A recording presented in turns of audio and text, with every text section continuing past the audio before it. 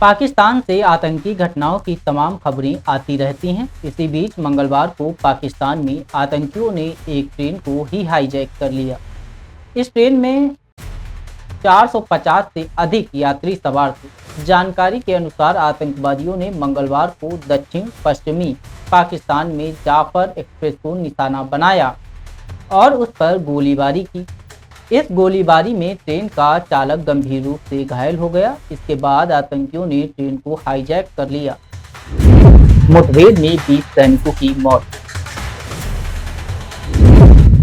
इस हमले को लेकर बलूचिस्तान प्रांत की स्वतंत्रता की मांग करने वाले बीएलए ने कहा कि उसने 20 सैनिकों को मार गिराया और एक ड्रोन को मार गिराया है। बीएलए ने दावा किया है कि उसने 182 लोगों को बंधक बना लिया है। आतंकवादियों ने सुरक्षा बलों के क्षेत्र से नहीं हटने पर उन्हें जान से मारने की धमकी भी दी है। वहीं इस पूरी घटना को लेकर अधिकारियों ने बताया कि जाफर एक्सप्रेस ट्रेन पर गोलीबारी की गई। मिली जानकारी के अनुसार इस हमले में 20 लोगों के मारे जाने की खबर है। बीएलए ने ली हमले की जिम्मेदारी। इस घटना पर अधिकारियों ने एक बयान में बताया कि उग्रवादी अलगाववादी समूह बलूच लिबरल आर्मी बीएलए ने हमले की जिम्मेदारी ली है। अधिकारियों ने बताया कि इस संगठन ने सुरक्षा बलों सहित ट्रेन में सवार सैकड़ों लोगों को बंधक बना लिया है। हमले के बाद एक्शन में अधिकारियों ने बताया कि घटनास्थल पर सुरक्षा बलों को भेजा गया है और जांच की जा रही है।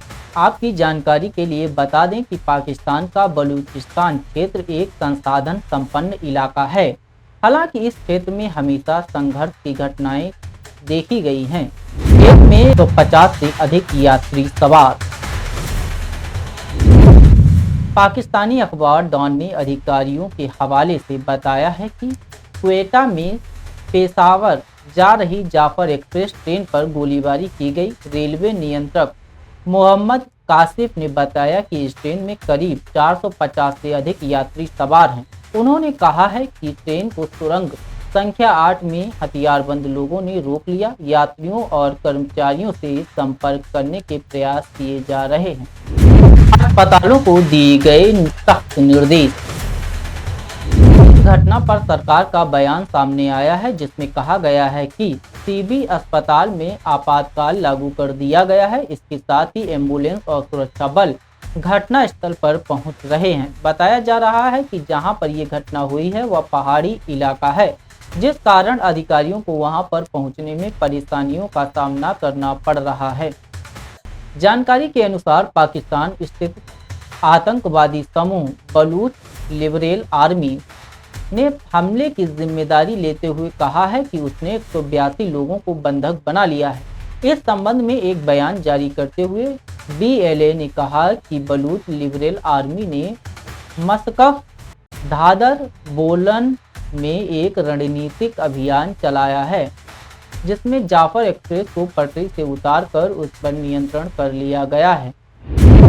घटनास्थल पर पहुंचे अधिकारियों ने एक बयान में कहा कि रेलवे विभाग ने बचाव के लिए घटनास्थल पर और ट्रेनें भेजी हैं। घटना के पैमाने और आतंकवादी तत्वों को संभावना पर पता लगाया जा रहा है। इस घटना के बाद सरकार एक्शन मोड में है। बलूचिस्तान सरकार ने आपातकालीन उपाय करने और सभी संस्थानों को सक्रिय रहने का आदेश दिया है। ट्रेन हाईजैक की घटना के बीच अधिकारी सतर्क हैं और उन्होंने इस घटना के बाद लोगों से अपील की है कि किसी प्रकार की अफवाह पर ध्यान न दें।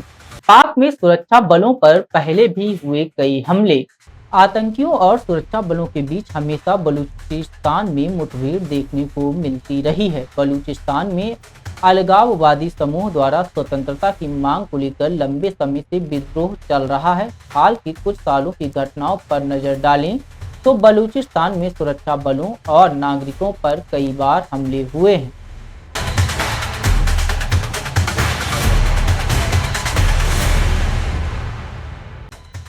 रियायती बिजली का इस्तेमाल कर रहे उत्तर प्रदेश पावर कॉरपोरेशन निगम लिमिटेड के अधिकारियों कर्मचारियों को अब घरेलू उपभोक्ताओं की तरह ही बिजली के बिल का भुगतान करना होगा।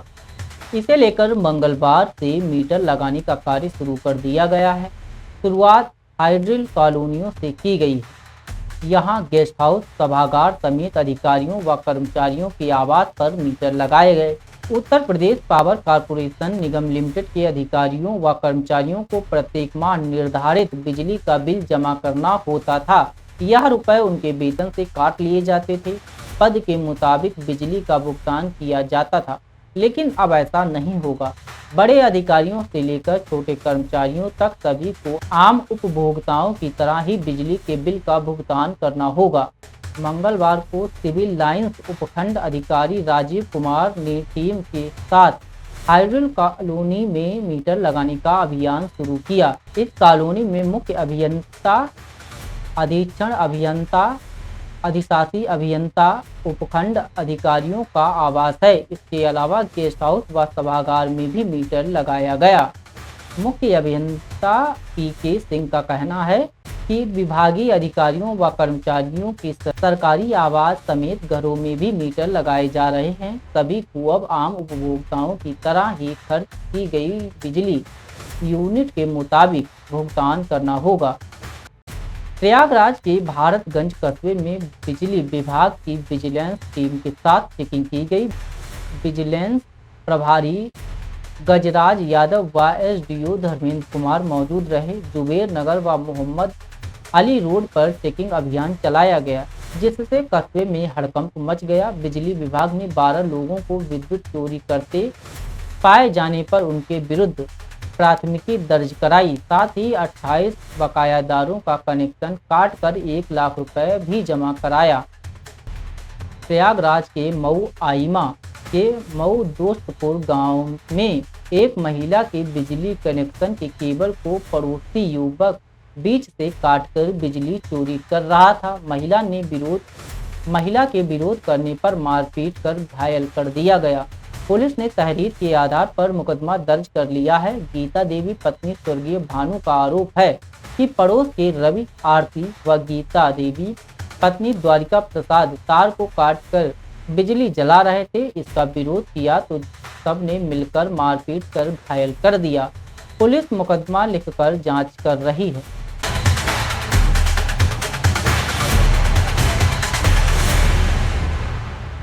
हरियाणा विधानसभा में राज्यपाल के अभिभाषण पर चर्चा के दौरान गोहाना की जलेबियों पर जबरदस्त हंगामा हो गया। भाजपा सरकार के मंत्री और विधायक दोनों जलेबियों पर भिड़ गए। दोनों ही भाजपा के ब्राह्मण नेता हैं।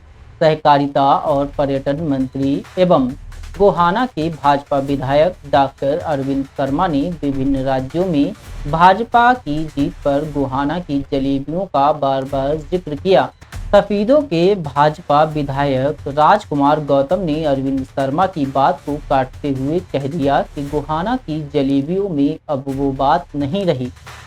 99% जलेबियां नकली घी में बन रही हैं। यह जलेबियां देसी घी की बजाय डालडा घी में बनाई जा रही हैं।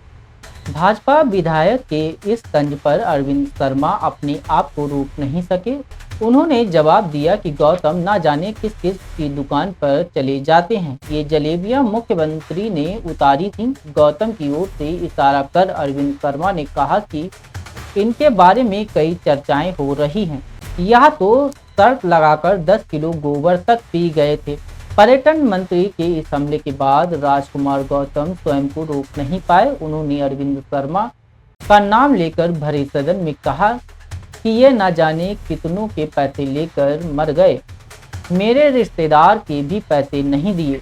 अरविंद शर्मा और राम कुमार गौतम के बीच भरे सदन में हुई इस बहस तथा हंगामे पर स्पीकर हरविंद कल्याण ने तुरंत हस्तक्षेप किया। उन्होंने कहा कि इस शब्दावली को रिकॉर्ड में नहीं लिया जाएगा। इससे पहले अरविंद शर्मा ने राज्यपाल के अभिभाषण पर हो रही चर्चा में शामिल होते हुए कहा, गोहाना की जलेबी ने ऐसा माहौल बना दिया है कि कोई दिल्ली की जलेबी खिला रहा है, कोई उत्तर प्रदेश की खिला रहा है।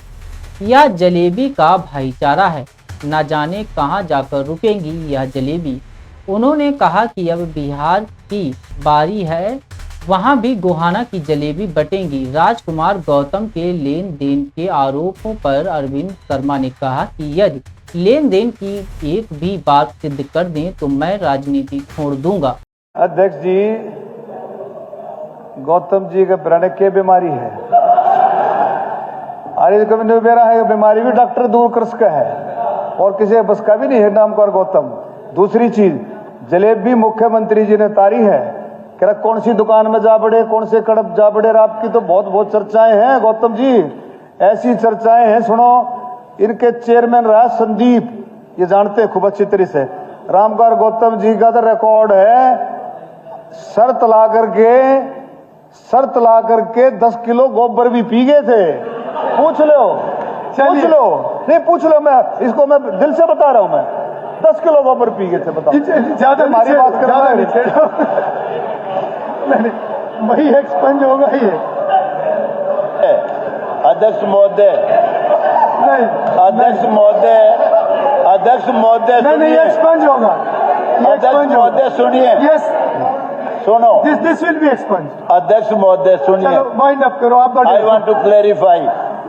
देखिए, डॉक्टर साहब ने बात जो कही है, 10 किलो गोबर पी गए थे।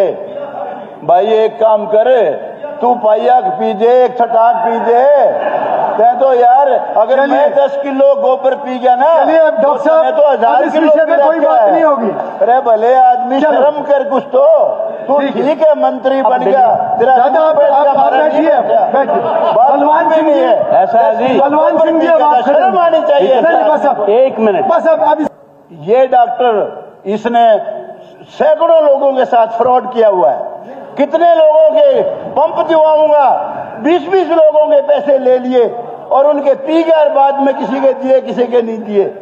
कितने गलत काम करेगा। हमारे रिश्तेदार से 10 लाख रुपए पी गए। इस विषय को भी खत्म करें। बोड़ा गाँव का था, नहीं, कमाल की बात है, रिकॉर्ड भी होगा, शर्म, ये रिकॉर्ड भी होगा। कांग्रेस विधायक डॉक्टर रघुवीर कादिया ने दोनों की बहस पर आपत्ति जताते हुए कहा कि इस सदन की गरिमा को बनाए रखा जाना चाहिए, इतना भी ढीला मत छोड़िए, ऐसे आरोप लगाने की नौबत आ जाए। रघुवीर कादियान ने मंत्री अरविंद शर्मा से राज्यपाल के अभिभाषण पर हो रही चर्चा के दौरान बोलने पर आपत्ति प्रकट की। कादियान ने कहा कि यह गलत है, ऐसा पहले कभी नहीं हुआ, लेकिन स्पीकर ने उनकी आपत्ति को खारिज कर दिया। विधानसभा स्पीकर हरविंद कल्याण की ओर से पहले के उदाहरण दिए गए, जिसमें राज्यपाल के अभिभाषण पर चर्चा के दौरान मंत्री बोलते रहे हैं। माहौल को हल्का फुल्का बनाते हुए स्पीकर ने अरविंद शर्मा की तरफ इशारा करते हुए कहा कि आपने गोहाना की जलेबी का बार बार नाम लेकर मुंह में पानी ला दिया है, लेकिन यह नहीं बताया कि आप खिलाओगे कब।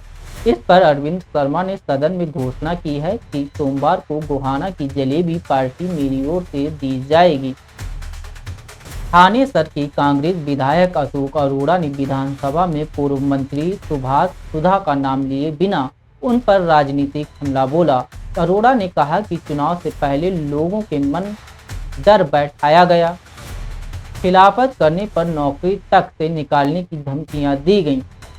उन्होंने आगे कहा कि मुझे कुरुक्षेत्र के एक पूर्व विधायक ने कहा कि तुझे जेल में डाल देंगे। मैं किसी से नहीं डरता, मैं सिर्फ भगवान और प्रदेश की जनता से डरता हूं।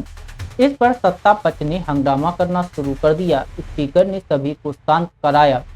इस पर अशोक अरोड़ा ने कहा कि मैंने किसी का नाम नहीं लिया, लेकिन जो बोला वह सही है। इस दौरान स्पीकर हरविंद कल्याण ने विधायक बलवान सिंह के संबोधन के दौरान कांग्रेस विधायक बीबी बत्रा को मोबाइल पर बात करने पर टोक दिया। उन्होंने कहा कि आप इतने सीनियर मेंबर हैं, सदन में क्या कोई ऐसे मोबाइल पर बात कर सकता है।